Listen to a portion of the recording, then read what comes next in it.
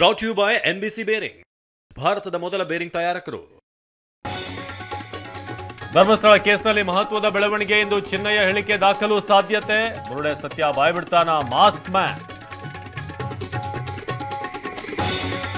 4 ದಿನದಲ್ಲಿ 13 ವಿಡಿಯೋ. ಚಿನ್ನಯ್ಯನ ಹೇಳಿಕೆಗಳು ಒಂದೊಂದಾಗಿ ರಿಲೀಸ್. ಕೋರ್ಟ್ ವಿಚಾರಣೆ ಹೊತ್ತಲ್ಲೇ ದೃಶ್ಯಗಳು ಬಹಿರಂಗ.